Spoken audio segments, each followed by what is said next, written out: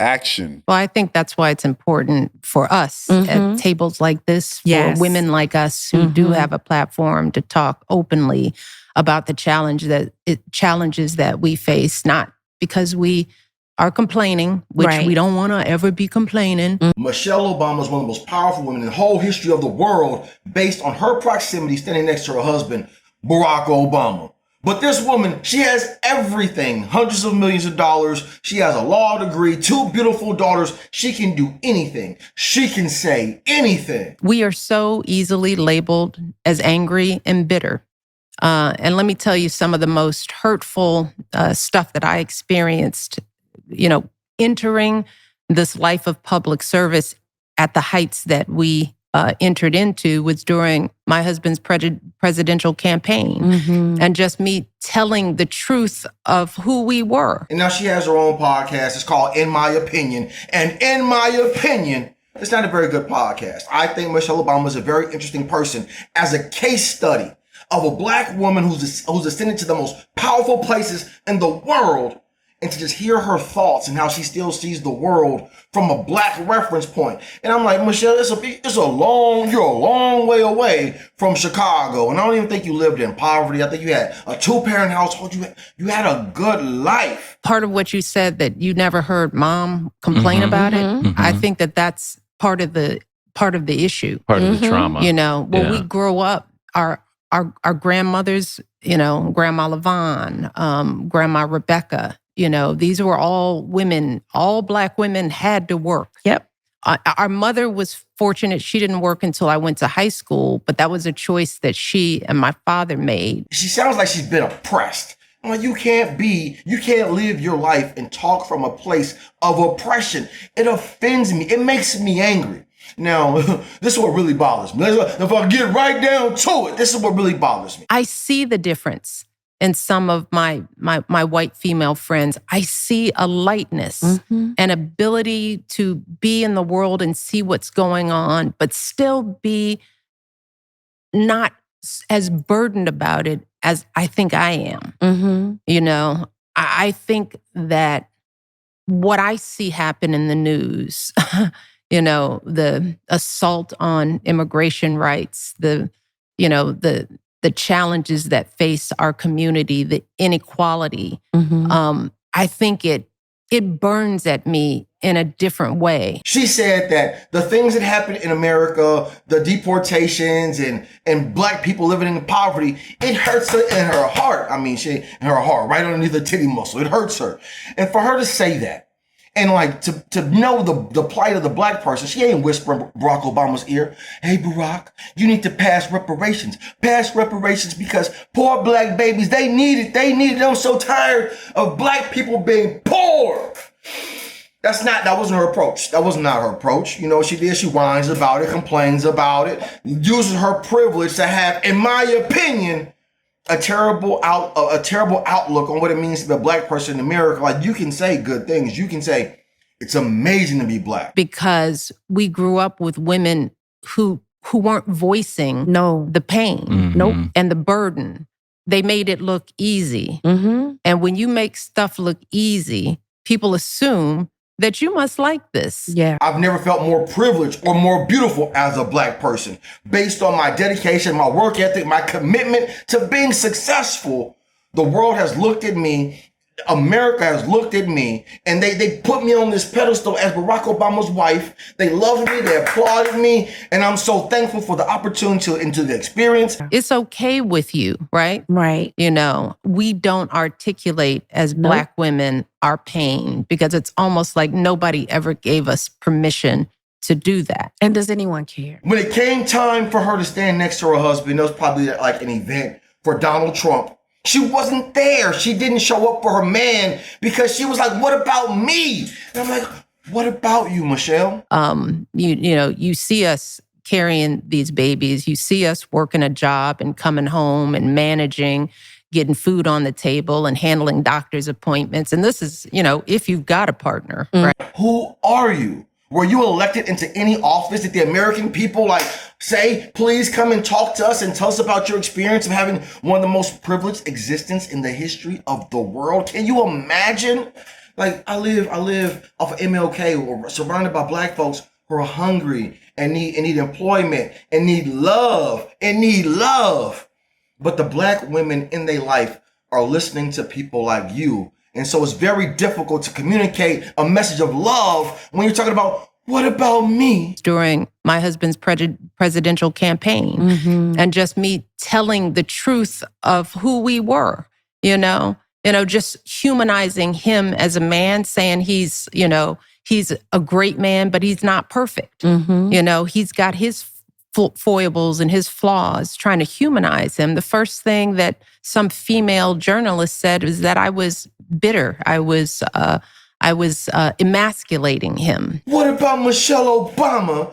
Doesn't anyone care about me? No one cares. And that's okay. I got a sign on my wall. Now I'm gonna take it down right now. This sign right here, it says nobody cares. It says nobody cares.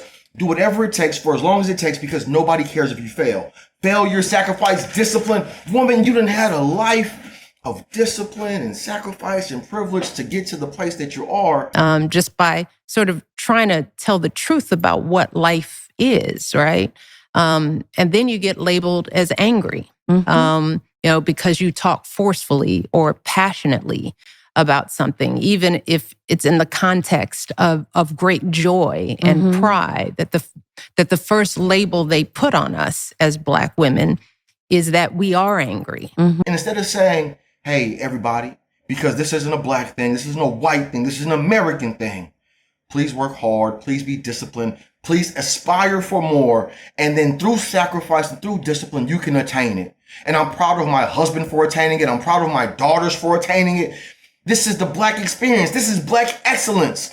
And when you have Michelle, why can't you tell a better story? Why won't you tell little girls a better story? The irony is like, yeah, I am probably less liked than many of my white female friends. I see that. Less liked. Not liked. Light. L-I-G-H-T. Little girls. She's sitting there with her brother. And I don't have the closest relationship with my sisters because I am what I am. I can be extra sometimes. But if I never said it, man, I look at my sisters, I look at my mom, and these people are like more intelligent than me. They're more diligent than me. They have skills and characteristics that I don't have. Me, for real, honestly, like I'm kind of thoughtful, but I'm really just a barbarian. Like that's my outlook on the world. And that's okay because God made them to be diligent and studious so they can grow their brains and impart wisdom on the world. That's okay. But God had to make barbarians like me because someone has to protect their ideas. Someone has to protect their right to think. And so I can't sit here and be completely empathetic and compassionate about Michelle Obama and other black women who are struggling, because guess what, baby? Black men are struggling too. American men are struggling too. We're trying to figure it out. Yeah, there's that. Will they care? If we knew, I think we would care. If we knew. If we knew. Or, yeah, and we have to ask ourselves, the men in our lives is, why wait to be asked? It seems like what we go through is pretty obvious. I mean, maybe we're not complaining, but we're actually living life out loud. And when you have a voice like your voice, if you want to help people, man, like tell them how you did it, how hard it was, what it took to achieve what you achieved. Don't complain. Don't complain. God can't give you all the blessings in the world for you to complain. Taraji P. Henson, you're a fantastic actress and everything. And I appreciate the movies that you make, but I really don't like actors because actors simply regurgitate words that someone else wrote down. And so like, I'm listening to a writer, a director, and a producer, and you're just a mouthpiece, just somebody's hand up your hiney, and you just say the words, my name is Taraji P. Henson. I make movies. And so, like, I respect the craft. I know it takes work to be able to do that thing, but I'm sitting there listening to an actress and a wife have a conversation on how hard it is in America. They ain't never lift no rebar. They ain't never moved no groceries. Like, they haven't experienced poverty on a personal level in America. But for so long, it was just, this is what you do. Yeah. I watched my mother work 2 jobs, and to put food on the table and pay the rent for our little apartment, you know. And so I grew up going, that's what you have to do. You got to work however many jobs and grind hard to make it happen. I was a single mother, so I didn't have time to sit down. I remember one day, and this, like, Marcel was like 4 years old. I was so tired, I wanted to cry. And to hear them talk the way they're talking, I'm very disappointed. I understand why the Black community looks the way that it does, because there's so many single Black women listening to these women have conversations on how hard it is to be a woman, when you could tell such a more wonderful story. I love being a Black woman. It's amazing to be a Black woman. I embrace everything that God has. Damn, they took this shit back to slavery. I thought I was done. But they wasn't done. Because they took it to slavery. I almost forgot they took it to slavery. We have to be so much better than most to get where we want to be. Or is it innate just in our culture because where we have been because of slavery, and it was really the Black woman who had to protect the family because the Black man was getting sold all over the place. Where do you think that comes from you? And then I want to hear where it comes from I think Mish. it's a culmination of all of it.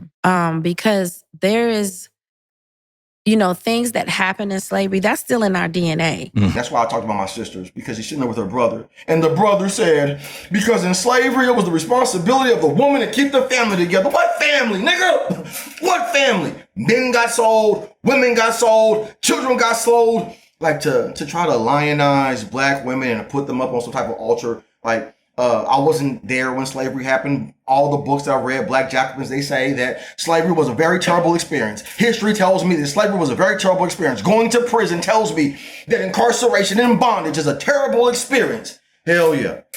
All Black people who went through slavery in America, descendants of American slaves, it was difficult for them all. The Black woman wasn't some type of superhero in slavery, because if she was, she would have saved everybody. Man, I wanted to Harriet Tubman.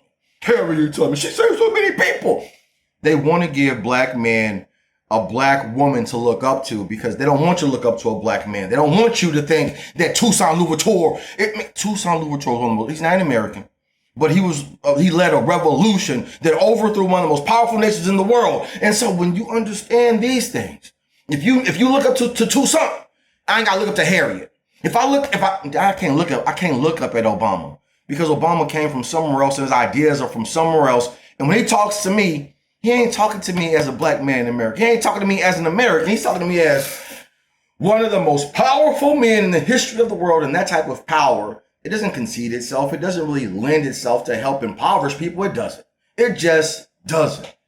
Damn. Where do we go from here? There ain't nowhere to go. The greatest American alive. The greatest American alive. The greatest American alive. The greatest American alive. The greatest American alive.